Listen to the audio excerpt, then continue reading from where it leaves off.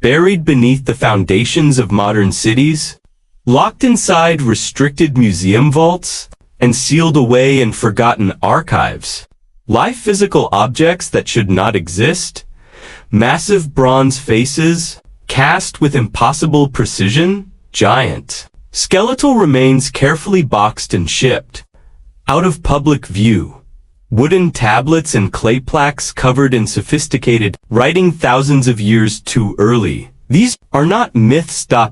Are hard physical evidence of a human past far older, far more advanced, and far more complex than the version taught in every classroom on Earth. Today, we expose 7 of the most disruptive anomalies ever unearthed. Each one forces us to question everything we were told about the origins of civilization. And each one reveals just how far institutions will go to keep the true story buried. Are these simply inconvenient mistakes, or part of a deliberate effort to protect a carefully controlled version of history? If that question interests you, stay with us. Subscribe if you want more investigations like this every week. And now, let's begin. 1. The Despelio tablet. Writing before writing was supposed to exist. Picture an excavation site completely submerged beneath a quiet lake in northern Greece. In the Castoria region lies the prehistoric settlement of Despelio, an artificial island built on wooden piles driven deep into the lake bed thousands of years ago. The people who lived here created a sophisticated farming community long before the first stones of the Egyptian pyramids were ever laid. Extracting artifacts from this waterlogged environment is extremely difficult. Ancient wood normally disintegrates the moment it meets open air. Yet the lake itself acted as a perfect time capsule, sealing an entire chapter of European history beneath the mud. Local people had known about the submerged wooden posts since the 1930s. Scientific work only began decades later. Then, in 1992, a severe drought lowered the waterline and exposed a dense concentration of artifacts. Greek archaeologist George Hermouzetes rushed a team to the site before the waters could rise again. They were not prepared for what they found. In the 1993 season, researchers pulled a carved cedar tablet, roughly the size of a modern notebook, from the dark sediment. Its surface was covered in deliberate linear symbols arranged in clear rows, not simple tally marks or decoration, but a structured system of communication. Wood almost always decays. The oxygen-free mud of the lake bottom, however, preserved this piece of cedar for millennia. After careful conservation, radiocarbon dating returned a date of APPROXIMATELY 5200 BC. That single result creates a crisis for the official timeline.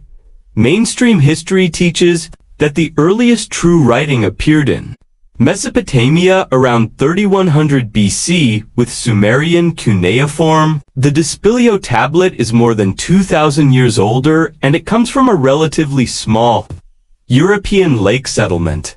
Excavators also uncovered advanced animal husbandry, sophisticated pottery, specialized bone and flint tools, and even clay-insulated wooden walls designed to regulate temperature in winter, techniques still used in modern off-grid architecture. The symbols on the tablet do not match any known early alphabet. Researchers identified more than 50 distinct characters, suggesting a genuine grammatical system rather than basic record-keeping. Without a bilingual key like the Rosetta Stone, the text remains undeciphered. When the discovery first became public, the academic response was immediate skepticism. Some claimed the tablet must have been dropped into the mud by a much later traveler. Yet the undisturbed sediment layers and the period-accurate pottery surrounding it destroyed that argument. A find of this magnitude should have triggered worldwide attention and major funding. Instead, the tablet was locked in a university drawer and largely ignored for over a decade. It was treated less like a breakthrough and more like an inconvenient problem. Even today, the ongoing work at Lake Castoria receives surprisingly little institutional support. Prestigious universities show almost no interest in searching the remaining lake bed for additional tablets. By limiting resources, the discovery is quietly starved of the attention it deserves. If a single wooden tablet can provoke this level of institutional silence, what happens when an entire advanced civilization appears where none was supposed to exist? 2. Sangsing Dui, the bronze faces that should not exist in the spring of 1929. A farmer digging a well in Sichuan province, southwestern China, struck something hard beneath the clay. He uncovered beautifully carved jade objects that hinted at an unknown ancient presence. For decades, the focus of Chinese archaeology remained firmly on the Yellow River Basin, the accepted cradle of Asian civilization. Only in 1986 did brickyard workers accidentally break into massive underground pits. When official teams reached the site now called the discoveries that followed rewrote the history of an entire continent. Researchers uncovered deep rectangular trenches packed with monumental bronzes unlike anything previously known. Hundreds of large bronze faces and masks, some the size of a dining table, stared up from the mud with angular features and enormous protruding eyes. The artistic style was completely alien to the traditional relics of early Chinese civilization. The layout of the pits revealed even stranger details. The bronzes had been deliberately broken, systematically burned, and carefully layered with elephant tusks and gold foil. No human remains, no burial chambers, no written script to explain who these people were or why they destroyed their greatest treasures. Alongside the masks stood a bronze tree nearly 4 meters tall, its branches filled with delicate birds, dragons, and geometric fruit. Modern foundries using computer-aided design still struggle to match the scale and thinness of these ancient casts. Achieving such flawless symmetry and massive pores requires advanced knowledge of metallurgy and thermodynamics that official claim did not exist in the 12th century. BC. Chemical analysis of the alloys revealed another problem. The specific mixture of copper, tin, and lead does not match any known local mines of that era. Lead isotope studies point to sources thousands of miles away, evidence of a vast, sophisticated trade network. SANXINGDUI threatens a deeply held national narrative. That Chinese civilization expanded outward from a single unified origin along the Yellow River. The bronze masks prove the region once hosted highly advanced, independent cultures. Acknowledging this forces a complete rewriting of foundational history. Access to the site remains tightly controlled. Excavation permits are difficult to obtain. Research is fragmented so that no independent team can easily connect the evidence of long-distance trade. The masks are displayed as cultural treasures, yet the deeper chemical data and anomalous soil dates are rarely shared. The large museum built over the pits presents Sangshanjiwai as a curious local oddity rather than a major disruption to the human timeline. Physical evidence is locked behind glass and stripped of its most challenging implications, a clear example of how institutions neutralize discoveries that refuse to fit the accepted map. 3. The vanished giants of the American mounds during the Great Westward Expansion of the 1800s. Settlers and railroad crews reshaped the landscape of the Ohio and Mississippi River valleys. In the process, they encountered thousands of massive earthen mounds already standing across the frontier. Many of these structures contained millions of cubic feet of soil, precisely aligned to lunar and solar cycles. Some formed enormous animal shapes, visible only from above. Others were geometric pyramids, rivaling the scale of monuments in Egypt. Building them required advanced knowledge of geometry and a highly organized labor force capabilities the official narrative claimed did not exist in pre-Columbian North America. The mounds were leveled for farmland and rail lines. Workers repeatedly uncovered skeletal remains of extraordinary size. Contemporary accounts described bones measuring 7 to 8 feet in length, unusually thick skulls, massive jawbones, and in many cases double rows of teeth. These were not isolated campfire stories. They appeared as formal reports in reputable newspapers across the continent. Local doctors and magistrates examined the remains and recorded the same anomalies again and again.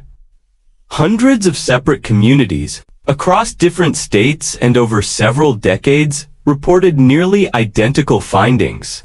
The idea that every single account was a coordinated POX stretches credibility, especially given the limited communication of the 19th century. As the reports multiplied, the newly formed Smithsonian Institution and its Bureau of Ethnology moved to establish a single, uncomplicated history of the continent.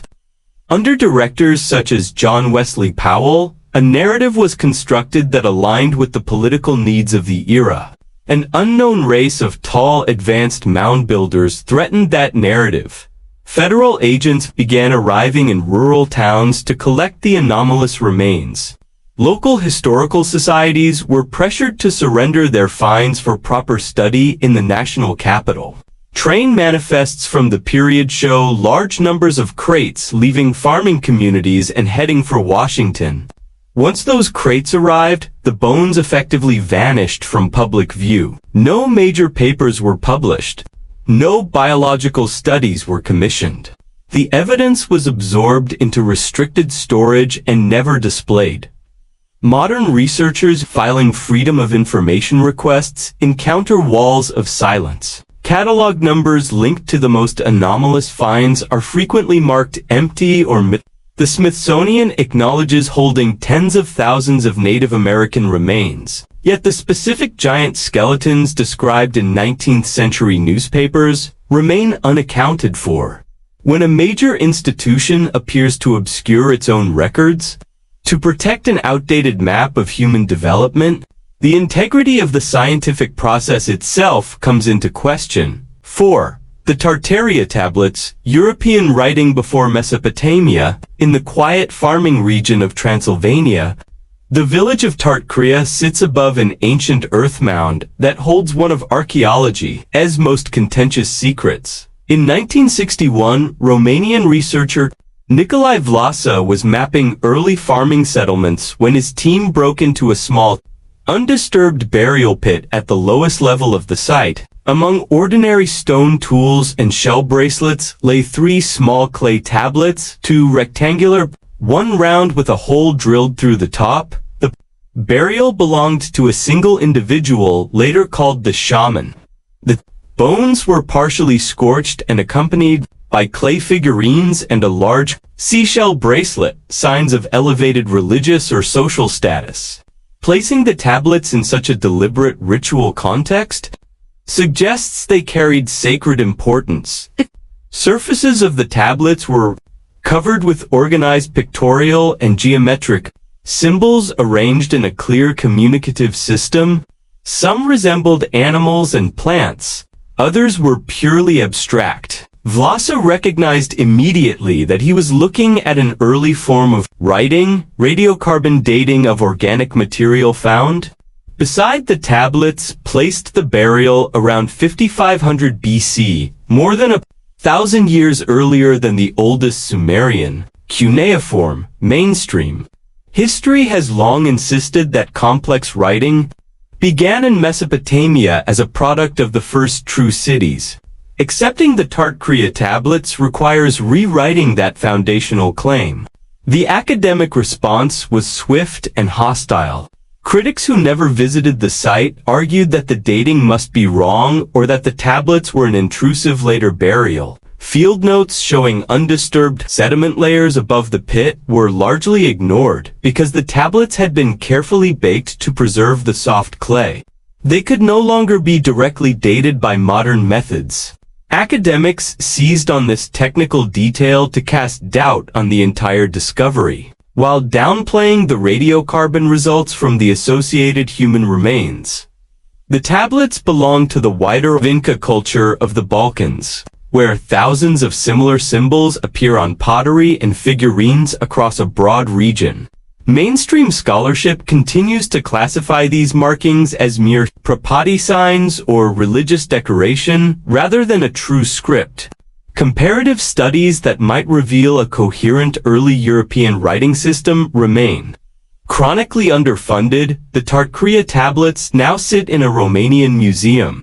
Almost never mentioned in global discussions about the origins of writing, an entire literate culture appears to have been quietly marginalized to protect a preferred timeline. 5. The Crespi collection, golden plates from the Amazon, high in the Andes near Ecuador, a quiet chapter of modern archaeology, still raises difficult questions. In the 1920s, Italian missionary father Carlo Crespi began working with remote Amazonian communities. Over decades, he earned their trust through food, medicine, and education.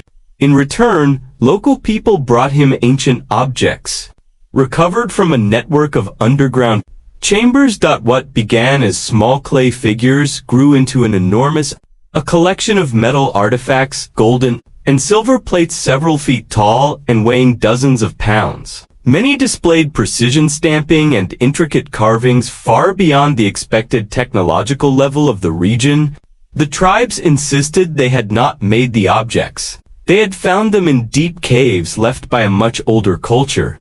Hundreds of the plates carried unknown writing that strongly resembled Middle Eastern or Sumerian scripts. Winged griffins, stepped pyramids, and serpents mirrored imagery from ancient Babylon. The existence of such material in the Ecuadorian Amazon directly challenges the idea that the Atlantic Ocean completely isolated the Old and New Worlds until 1492. Father Crespi believed the collection proved early Mediterranean contact with South America.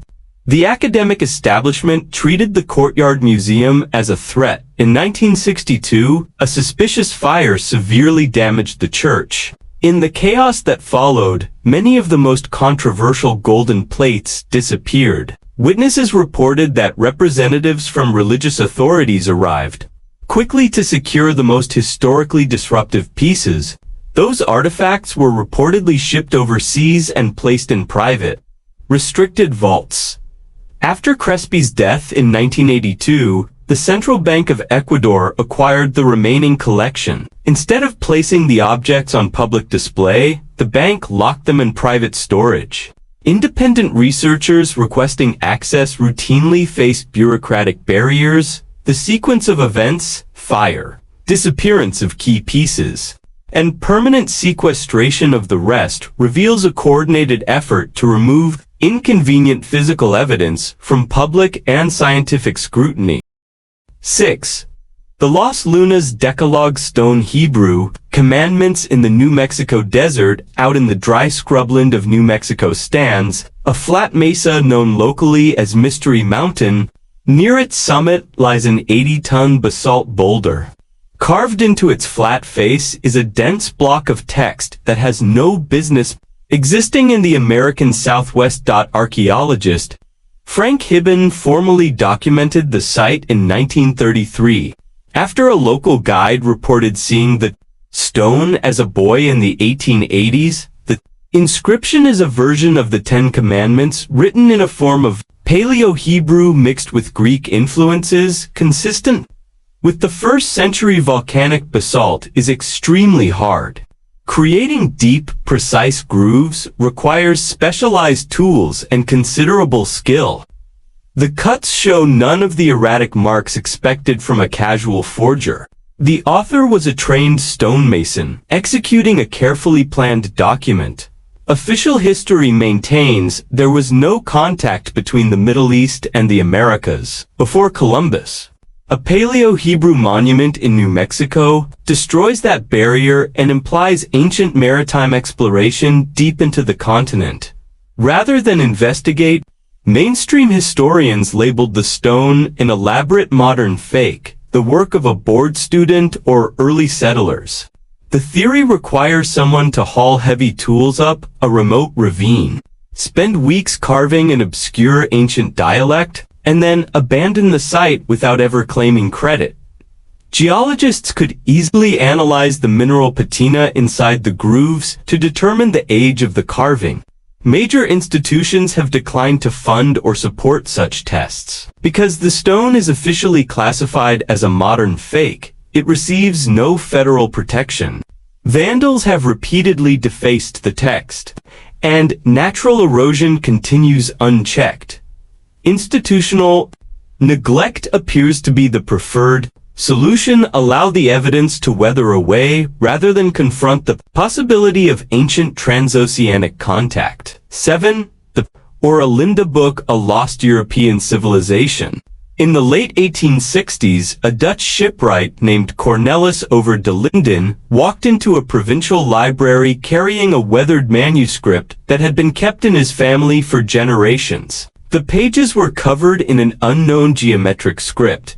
Family tradition held that the document must be hidden from the Catholic Church. Historian Dr. Jan Gerard eventually translated the text in the 1870s. It was written in an archaic form of Old French, using a unique phonetic alphabet, based on a six-spoked wheel, a symbol the authors called the fundamental shape of the universe. The resulting work, known as the Oerlinda Book, describes a sophisticated matriarchal civilization along the coasts of ancient Europe.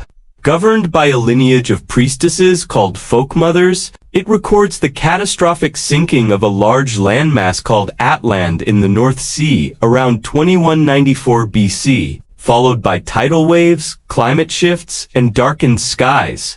The book also details extensive maritime trade and political influence across early Celtic and Nordic societies. Mainstream academia reacted with immediate hostility, accepting the manuscript required, admitting that a literate, organized European civilization existed long before the accepted cradles of civilization in the Middle East. The text was branded an elaborate modern forgery, and its defenders were publicly ridiculed.